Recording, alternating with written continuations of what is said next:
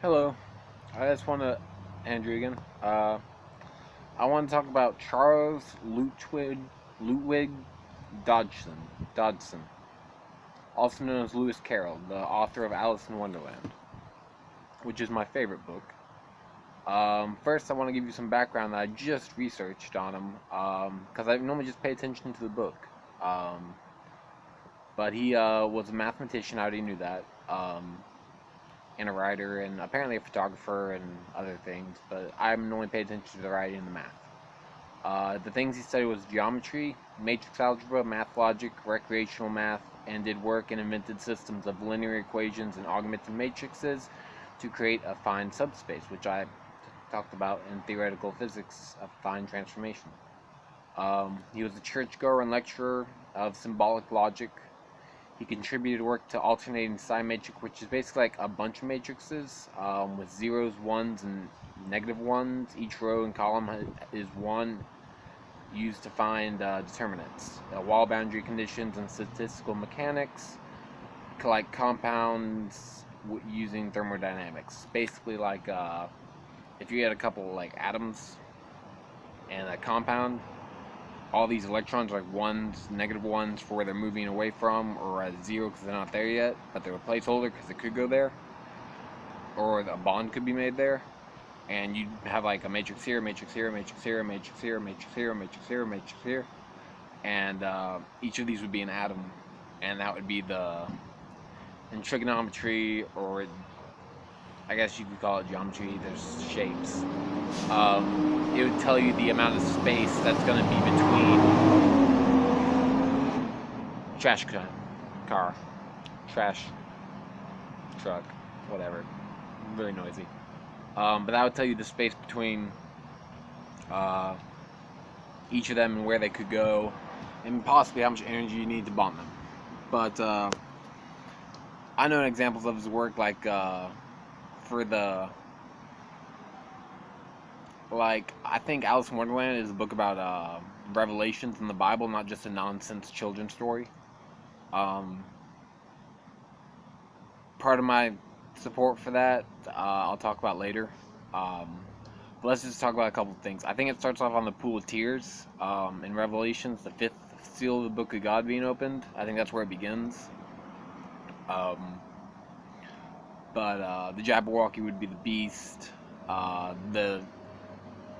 The door that she goes through, which she has to get big to get the key, and then small to go through the door, implicating that you have to be both great and humble to go through the door, open the seal, and then in it is a bunch of animals around a pond or where she starts crying. I forget. It's called the Pool of Tears. I forget exactly what happens. It's been a while since I've read it, and by that I mean a couple months. I read it every so often. I should know it better.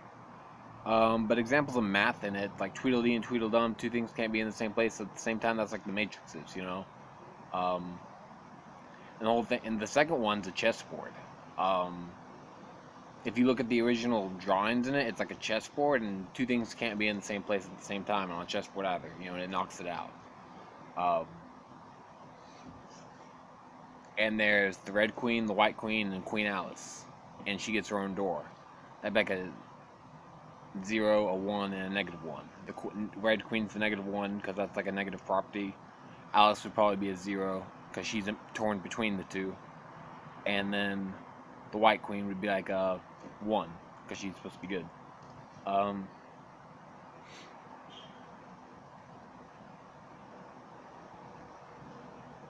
But the butterfly, or not the butterfly, the caterpillar, kind of represents exponential growth during the world, kind of.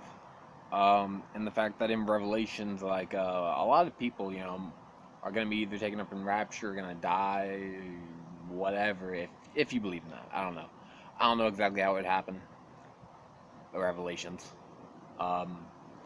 The point is, basically, it starts out this small, and then gets like really fat, exponential growth, and then it sheds all of it and becomes a butterfly in a sense. I think that's talking about like the growth of the population and then how much it'll decrease to be a butterfly, like that big, and then that percentage of the weight of a caterpillar to a butterfly, which is just like 1% of its weight, really. Butterflies are pretty light. They can fly. Who knew?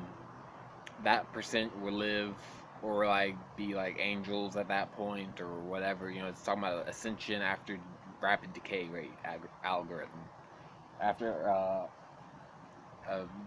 steadily growth, it goes through decay rate algorithm and becomes a butterfly, an angel, death, whatever you want to call it. What else do I have here? Not much. I just wanted to introduce that man because that's my favorite book, Alice in Wonderland. The first one. The second one's okay. Just a little bit weird. The movie was terrible. I love Johnny Depp, but damn it. I'm rambling at this point, so I'm gonna stop. Mad Hatter's the best, of course. Anyways, thank you. Bye.